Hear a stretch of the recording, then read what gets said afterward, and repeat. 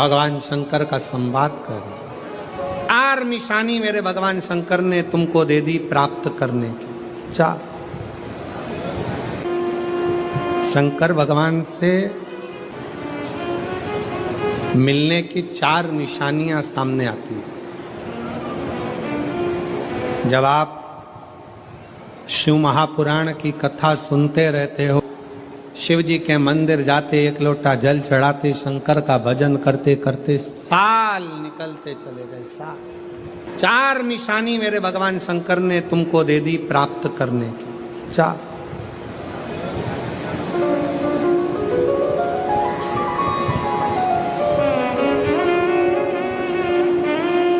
4 संकेत शिव मिलने के, शिव समागम के, शंकर को प्राप्त के। पहला संकेत भगवान शंकर देते हैं अपने भक्त को, जो भगवान शिव की कथा को निरंतर सुनता रहता है, शिवालय जाता रहता है, 1 लोटा जल चढ़ाता रहता है, शिव को भजता रहता है, श्री शिवाय नमस्तुभ्यम कहता रहता है। उसको पहला संकेत भगवान शंकर देते हैं अपने मिलन का, उसको स्वप्न में दर्शन देते हैं।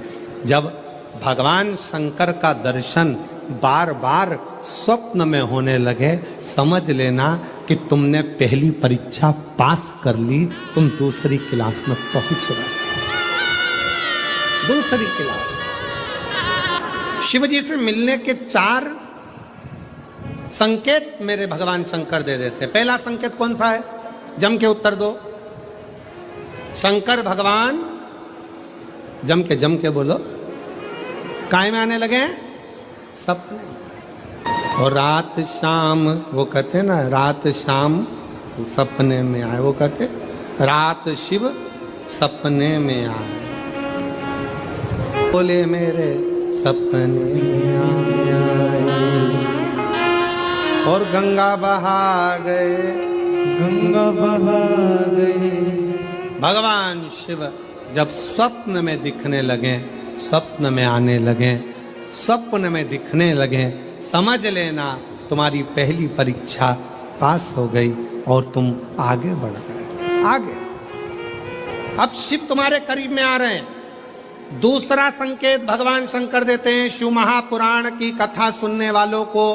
पहला संकेत शिव जी ने दिया, अगर शंकर सपने में आए समझ लेना शिव जल्दी मिलने वाले हैं। दूसरा संकेत, जिस शिवलिंग की तुम घर में पूजन करते हो, जिस शिवलिंग के मंदिर में पूजन करते हो, मान लो वो शिवलिंग कभी तुमको उसमें शंकर का प्रतिबिंब दिखने लगे, कभी तुम्हें ऐसा लगे कि कोई मुझे झांक रहा है, कभी तुम्हें ऐसे लगे कि मंदिर में और कोई भी है, तुम्हें कभी लगने लगे कि ये शंकर का शिवलिंग हिल रहा है, कभी तुम्हें लगे तुम्हारे घर में रखा हुआ शंकर का शिवलिंग कोई मनुष्य की आकृति जैसा दिख रहा है, कभी तुमने लगने लगे कि जिस मंदिर में मैं जाती हूँ वहाँ का शंकर का शिवलिंग ऐसा लग रहा है कि मंदिर में और भी लोग बैठे हैं। तुम मंदिर से निकल रही थी, पीछे से कोई की आवाज आई, तुमने पलट कर देखा कोई नहीं, तुम्हें लगने लगे, समझ लेना कि तुमने शिव पुराण की दूसरी परीक्षा पास कर ली। शंकर तुम्हारे करीब में आने चाहिए, शिव तुम्हारे करीब में आ रहे हैं,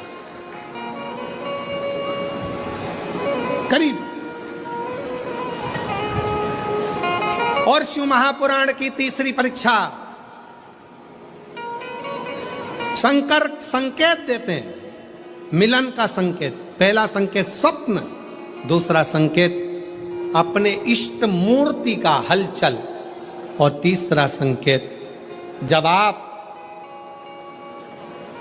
कुछ सोचो और वैसा की वैसा ही तुम्हारे साथ 2 दिन या 5 दिन में हो जाए, समझ लेना कि तीसरा संकेत दे दिया, मतलब शंकर अब तुरंत मिलने वाले हैं। तुमने सोचा, अपने बेटे से कहा, देख बेटा मत कर ऐसा, ऐसा करेगा तो उसके साथ ऐसा हो जाएगा। बेटी मुझे लग रहा है कि ये काम गलत है, बेटा तू ऐसा कर ले, ऐसा हो जाएगा। संकेत तुम्हें मिलने लगे और तुम्हारी विवेक, तुम्हारा एंटीना, तुम्हारी बुद्धि, तुम्हारा चित्त प्रबल हो जाए, समझ लेना कि शिव मिलने वाला। संकेत शिव। तीसरे नंबर का संकेत भगवान शंकर देते हैं, जब आप शंकर के मंदिर में जाकर बैठो या अपने पूजन के स्थल पर जाकर बैठो और शंकर जी से आप बात कर रहे हो और उसका जवाब शिव देना प्रारंभ कर दें, संकेत में देना चालू कर दे, समझ लो शिव मिलने वाला। चौथा संकेत, अब चतुर्थ नंबर का संकेत, और ये संकेत नहीं, ये शिव का मिलना है।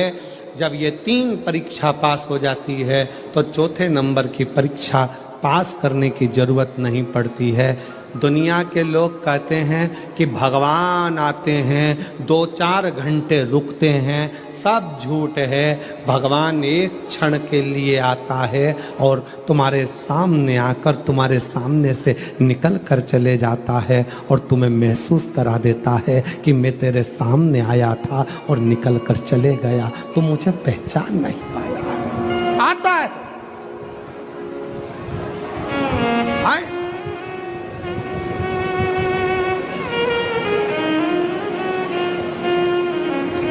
पांच दिन की शिव पुराण चल रही है,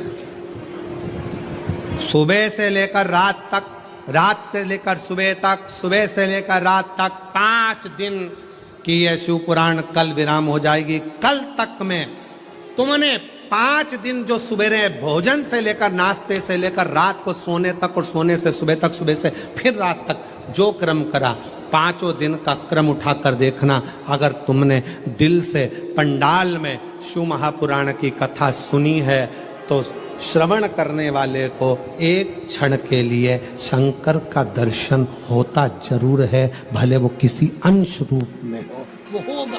जब ये शिव का लोक है, शंकर का लोक है, तो जब हम हृदय से भगवान शिव को पुकारते हैं तो एक क्षण के लिए शिव आता जरूर। श्री शिवाय नमस्तु।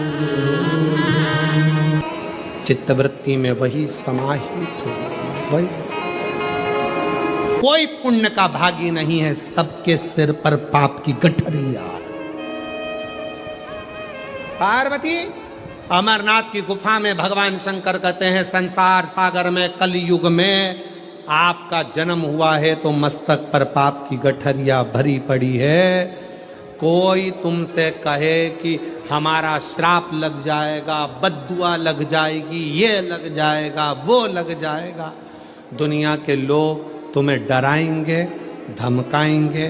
डरने की जरूरत नहीं है। संसार सागर में कोई दूध का धुला हुआ नहीं है।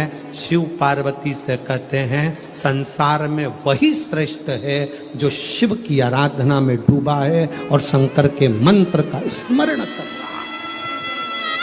पाप सबके माथे पर है। 4 स्थान पर हर व्यक्ति से पाप होता है। पहला, झाड़ू लगाते समय छोटे जीव मर जाते हैं, पाप माथे चढ़ जाता है। दूसरा, वस्त्र धोते समय, नहाते समय छोटे छोटे जीव मर जाते हैं, उसका पाप माथे चढ़ जाता है। तीसरा, अग्नि जलाते समय, भोजन बनाते समय, लाइट जलाते समय छोटे छोटे पतंगे मर जाते हैं, उसका पाप माथे चढ़ जाता है। चौथा, अपने घर से चलकर जब हम कहीं जाते हैं, अपने पाँव के नीचे छोटे छोटे जीव मर जाते हैं, उसका पाप माथे चढ़ जाता है। 4 स्थान पर हर व्यक्ति से पाप होता है। प्रत्येक व्यक्ति के मस्तक पर पाप बंधा रहता है। पर सुन पार्वती, जो प्रतिदिन शिवालय में जाकर 1 लोटा जल शंकर को समर्पित करता है, वो धीरे धीरे पाप से मुक्त होकर मेरा अपना होते चले जाता है और वो संसार सागर से मुक्त हो जाता है।